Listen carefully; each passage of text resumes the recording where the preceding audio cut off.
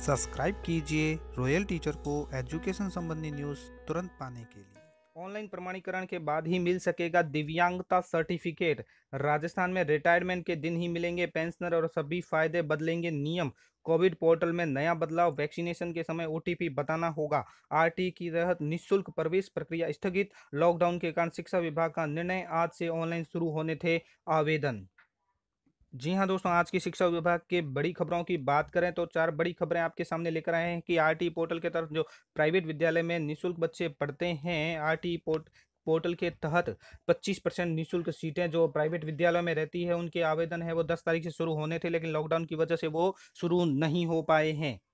जी हाँ दोस्तों, जैसा आप देख सकते हैं कि तीव्र गति से फैल रही कोविड 19 की दूसरी लहर परीक्षाओं पर अपना गहरा असर दिखाने के बाद अब नए सत्र की प्रवेश प्रक्रिया को भी संक्रमित कर रही है। इसकी वजह से दुर्बल वर्ग, असुविधाग्रस्त समूह के संबंधित विद्यार्थियों के लिए आरटी के तहत होने वाली प्रवेश प्रक्रिया को आगामी आदेशों तक स्थगित कर दिया गया है। इस संशोधन के चलते प्रदेश भर में 39,000 गैर सरकारी स्कूलों में निःशुल्क अनिवार्य शिक्षा के अधिकार के तहत आवंटित होने वाली 25% सीटों के लिए आज से शुरू होने वाले ऑनलाइन आवेदन नहीं हो सकेंगे। इस संबंध में प्राथमिक शिक्षा निदेशालय आरटी उपनिदेशक चंद्र किरण पवार ने रविवार को ही आदेश जारी कर दिए हैं।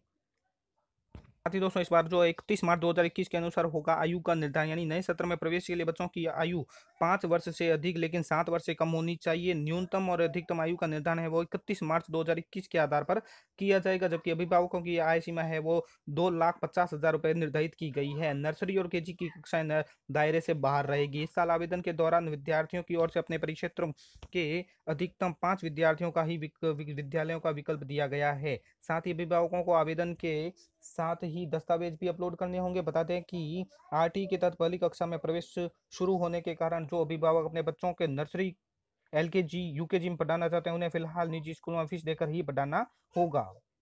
बात करें अगली खबर की तो कोविन पोर्टल में नया बदलाव, वैक्सीनेशन के समय आपको बताना होगा ओटीपी, यानी भारत में 18 प्लस से सभी लोगों को वैक्सीन लगाना शुरू हो चुकी है। इसके लिए कोविन पोर्टल पर रजिस्ट्रेशन जरूरी है। हाल ही में कोविन पोर्टल में गड़बड़ियों की शिकायत के बाद बदलाव किया गया है। कोविन में रजिस्ट्रेशन किस प्रकार करते हैं उसका वीडियो दोस्तों इस वीडियो के लास्ट में स्क्रीन के तौर पर आपको मिल जाएगा, जहां आपको पूरी जानकारी दे दी जाएगी कि किस प्रकार आपको रजिस्ट्रेशन करना है, अपना अपॉइंटमेंट किस प्रकार लेना है, पूरी जानकारी वहां दे दी जाएगी। साथ में दोस्तों, दरअसल जिन लोगों में वैक्सीनेशन के लिए अपॉइंटमेंट लिया था, किसी कारणवश से वैक्सीन लगाने नहीं जा पाए, उन्हें वैक्सीन लगाने का मैसेज मिलने लगा था। इसकी शिकायतों के बाद स्वास्थ्य और परिवार कल्याण मंत्रालय ने पोर्टल में बदलाव किया है। इस नए बदलाव के तहत अब वैक्सीन रजिस्ट्रेशन के बाद अगर आप अपॉइंटमेंट बुक करते हैं तो आपके मोबाइल नंबर पर 4 अंकों का एक ओटीपी आएगा। इस ओटीपी आपको वैक्सीनेशन सेंटर पर दिखाना होगा, जिससे ये वेरीफाई हो सकेगा कि आपने अपॉइंटमेंट बुक किया था। इसके साथ ही इसने वैक्सीनेशन में डाटा में भी गड़बड़ी नहीं होगी।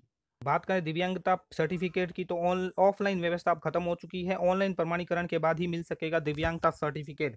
केंद्र ने राज्य को 1 जून से प्रक्रिया शुरू करने के दिए निर्देश। दिव्यांगजनों को ऑफलाइन सर्टिफिकेट जारी करने की व्यवस्था को अब खत्म कर किया जा रहा है। केंद्र सरकार ने ऑनलाइन प्रमाणीकरण की व्यवस्था शुरू करते हुए 1 जून से राज्य को नई व्यवस्था लागू करने के निर्देश दिए हैं। केंद्र ने दिव्यांगजन अधिकारिता विभाग से अधिसूचित करते हुए सभी राज्यों, केंद्र शासित प्रदेशों के लिए 1 जून 2021 से ऑनलाइन मोड में यूडीआईडी पोर्टल के माध्यम से दिव्यांगता प्रमाण पत्र जारी करने के निर्देश दिए हैं। केंद्र ने 2017 में आरपीडब्ल्यूएडीएम 2016 के अंतर्गत दिव्यांगजन अधिकार नियम 2017 को अधिसूचित किया। केंद्रीय परामर्श बोर्ड ने 26 नवंबर 2020 को अपनी अंतिम बैठक में इस विषय पर विचार किया और नए वित्त वर्ष से ऑनलाइन दिव्यांग प्रमाणीकरण को अनिवार्य बनाने की सिफारिश की थी, लेकिन मार्च 2021 के दौरान कुछ राज्यों में चुनाव को देखते हुए ऑनलाइन प्रमाणीकरण को अब 1 जून से अनिवार्य कर दिया गया है। इस संबंध में राज्य को भी निर्देश दिए गए हैं। ऑनलाइन मोड में बदलने के लिए पर्याप्त समय दिया। यूडीआईडी परियोजना 2016 के लागू है। सभी राज्यों के अधिकारियों को यूडीआई पोर्टल पर काम करने के लिए दिव्यांगजन विभाग की ओर से प्रशिक्षण दिया है। प्रदेशों को ऑनलाइन मोड में बदलने के लिए पर्याप्त समय दिया है। इसमें दिव्यांगजन प्रमाणीकरण का संपूर्ण डिजिटीकरण होगा।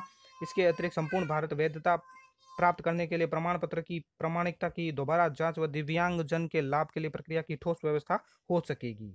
अगली खबर की बात करें तो रिटायरमेंट के दिन ही मिलेंगे पेंशनर और सभी फायदे बदलेंगे नियम। राजस्थान सरकार ने सेवानिवृत्ति पर मिलने वाला लाभ, सभी तरह के पेंशनर लाभ को बिना देरी किए समय पर देने का फैसला लिया है। कार्मिकों लोक शिकायत मंत्रालय के तहत पेंशनर और पेंशनर कल्याण विभाग ने सभी मंत्रालयों को पेंशनर का लाभ सेवानिवृत्ति के दिन ही सुनिश्चित करने के लिए कहा है। दरअसल विभाग ने पाया है कि नियमों और निर्देशों में निर्धारित समय अवधि और भविष्य सॉफ्टवेयर ऑनलाइन पेंशनर प्रकृति स्वीकृति और भुगतान ट्रैकिंग प्रणाली के माध्यम से सुविधाओं का सरल व सुव्यवस्थित ढंग से हो सकेगा। साथ ही इसके तहत पीपीओ यानी पेंशनर भुगतान आदेश और सेवानिवृत्ति लाभ देरी से होने के आदेश के बहुत मामले सामने आए हैं। विभाग के पास बड़ी संख्या में मिली शिकायतों में सेवानिवृत्ति के कई दिनों महीनों बाद भी सेवानिवृत्ति देय राशि का भुगतान न करने संबंधित है। सेवानिवृत्ति की बकाया राशि के निपटान में देरी से मुकदमेबाजी भी होती है। सेवानिवृत्ति का लाभ देने में देरी न हो, इसके लिए सरकार ने सभी विभागों के शीर्ष अधिकारियों को निर्देश दिया है कि वह खुद से पेंशन के मामले में निगरानी करे। इसके साथ ही यह भी सहमति बनी है कि पेंशनर मामलों में समीक्षा करने के लिए प्रत्येक कार्यालय विभाग में एक प्रभावी निगरानी तंत्र स्थापित किया जाएगा। इसमें भविष्य सॉफ्टवेयर में उपलब्ध जानकारी का उपयोग किया जाएगा। सरकारी कर्मचारी को पेंशनर पर समय पर पेंशनर और ग्रेच्युटी के भुगतान के लिए पेंशन अधिनियम 2072 में एक समय सीमा निर्धारित की गई है। समय सीमा के अनुसार सेवा के सत्यापन और अन्य तैयारियों की प्रक्रिया 1 साल में शुरू करनी है। वहीं सरकारी कर्मचारी को सेवानिवृत्ति के 6 महीने पहले फॉर्म जमा कराना, जबकि कार्यालय प्रमुख को 4 महीने पहले एपीओ के पास यानी पीओ के पास पेंशन का मामला भेजना जरूरी है। वहीं पीएओ को पीपीओ जारी कर सेवानिवृत्ति से 1 महीने पहले सीपीओ को भेजना चाहिए। सीपीओ को इसके बाद 21 दिनों के भीतर विशेषशील प्राधिकरण के तहत भेजना जरूरी है। सेवानिवृत्ति के समय रिटायर्ड होने वाले कर्मचारियों को पीपीएओ की एक कॉपी और दूसरे लाभ की कॉपी सौंपी जानी चाहिए। तो साथियों, ये थी कुछ न्यूज़ जो मैंने आपको बताई। वीडियो अच्छी लगे तो जरूर लाइक शेयर और सब्सक्राइब कीजिए। पास में आने वाले घंटी के बटन को जरूर दबाएं एजुकेशन संबंधी न्यूज़ तुरंत पाने के लिए।